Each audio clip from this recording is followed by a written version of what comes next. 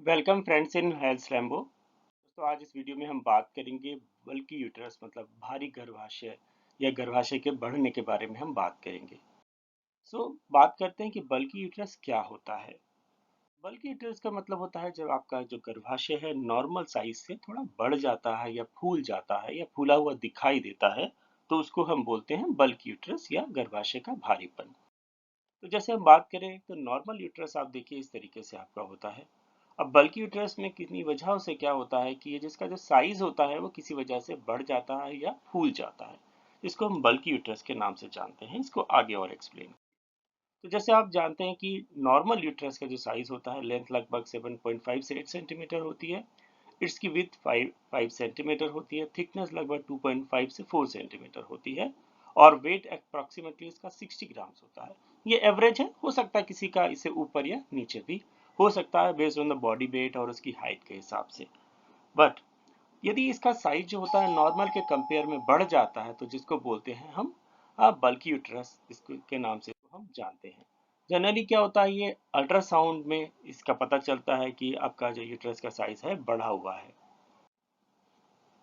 ये जो होता है बाहर से नहीं दिखाई देता है, मतलब आप जब अल्ट्रासाउंड करवाएंगे, इमेजिंग टेस्ट करवाएंगे तभी आपको ये पता चलता है कि ये बढ़ा हुआ है।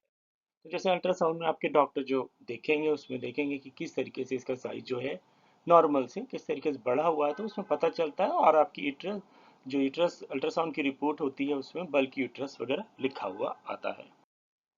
अब बात करते हैं कि बल्कि यूट्रस के मुख्य कारण क्या होते हैं, मतलब किन वजहों से यूट्रस जो होता है बल्कि या भारी हो जाता है। तो सबसे पहला जो इसका कारण होता है कि फाइब्रॉइड्स होते हैं, मतलब गांठें होती हैं गर्भाशय में किसी प्रकार की जो होती गांठें होती हैं इसकी दीवारों में अंदर या बाहर हो सकती हैं, वो हो सकता है।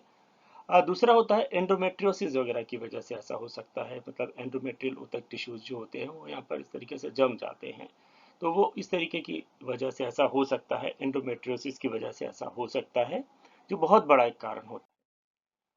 तीसरा कारण होता है प्रेगनेंसी में क्या होता है इसका साइज जो होता है वो नॉर्मल से बढ़ जाता है, जो नॉर्मल होता है उसमें घबराने की जरूरत नहीं होती है। चौथा कारण होता है काफी बार जो होता है हार्मोन्स का इम्बैलेंसेस होता है, ईस्ट्रोजन और प्रोजेस्टेरोन का हार्मोन के इम्बैलेंस की वजह से भी क्या होता है कि वो होता है बल्कि हो सकता है। तो उसमें भी इजिली उसका ट्रीटमेंट इजिली होता है, तो घबराने की कोई जरूरत नहीं होती।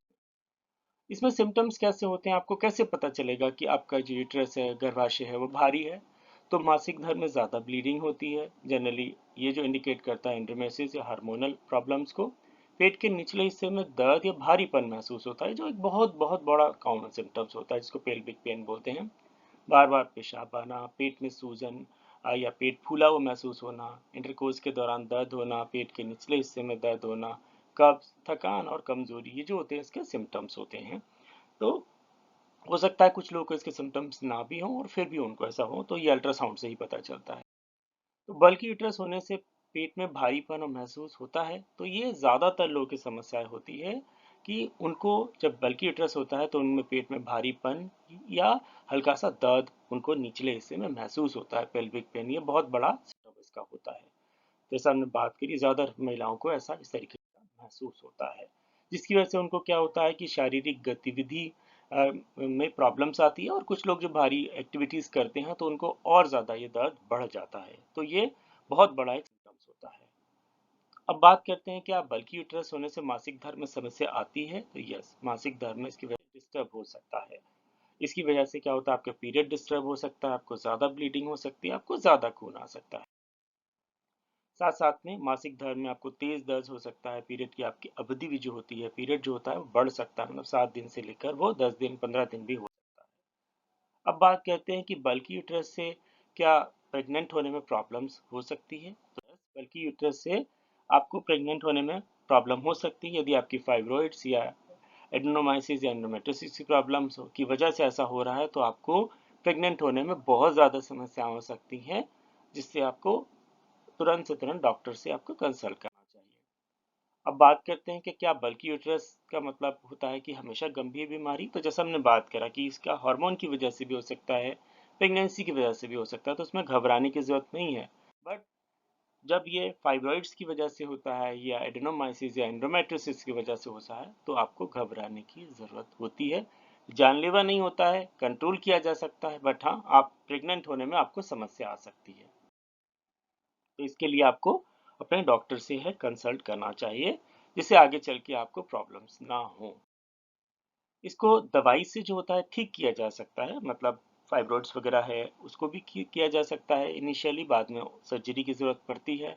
बाकी हार्मोन्स प्रॉब्लम्स को आप मेडिसिन के ज़रिए इजीली ठीक किया जा सकता है।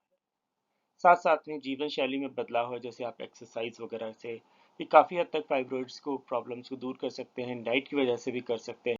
तो डाइट में जैसे हम बात करें, आपको ज़्यादा से ज़्यादा फ्रूट्स और वेजिटेबल्स लेने हैं, जो फाइबर एंटीऑक्सीडेंट जिससे आपको मिलता है। ये क्या करते हैं कि आपके हार्मोन बैलेंसेस में मदद करते हैं, काफ़ी हद तक आपका वेट मैनेजमेंट में वो आपकी मदद करते हैं। दूसरा, होल ग्रेन्स लेने हैं, साथ साथ में ओमेगा फैटी थ्री एसिड्स वाली डाइट्स होती है, जैसे कि फिश है, वो आपको मदद करेगी इन्फ्लेमेशन, सूजन कम करने। विटामिन डी होता है जो आप देते हैं, जो फिश है, एग्स है, उसमें मिलता है, तो ये भी काफ़ी हद तक आपकी जो फाइब्रॉइड ग्रोथ को रेगुलेट करेगा। लीन प्रोटीन्स आप ले सकते हैं, मतलब चिकन फिश वगैरह आप ले सकते हैं। दालें हैं जैसे कि बीन्स है, उनको आप ले सकते हैं। चिकपीस वगैरह है या मसूर की दाल वगैरह, उनका आप इस्तेमाल वगैरह कर सकते हैं। साथ साथ में आपको ये ध्यान रखना है कि फाइब्रोइड्स कंडीशंस में आपको अपना वेट जो है वो कंट्रोल करके रखना है। आपको जो उसके साथ साथ में आपको जो हार्मोन बैलेंस है वो भी आपको बराबर बना के रखना है। एक्सरसाइज आपके लिए बहुत ज़रूरी है, आपको स्ट्रेस अवॉइड करना है, और आगे समस्या ना हो उसके लिए आप इसका अल्ट्रासाउंड वगैरह करवाएं और डॉक्टर से अपने कंसल्ट ज़रूर करें। आगे चल के आपको बड़ी प्रॉब्लम ना हो और दवाई की ज़रूरत पड़ती है तो आपके डॉक्टर आपको दवाई का रिकमेंड करेंगे। With this, thank you very much for watching health Rambo. आप हमें दूसरे चैनल्स पर भी हमें देख सकते हैं, लाइक कर सकते हैं, कोई क्वेरी है वहाँ पर भी आप हमें लिख सकते हैं। और अगर आपको ये वीडियो अच्छा लगा हो तो प्लीज़ चैनल को सब्सक्राइब करना ना भूलें। With this, thank you very much for watching health Rambo.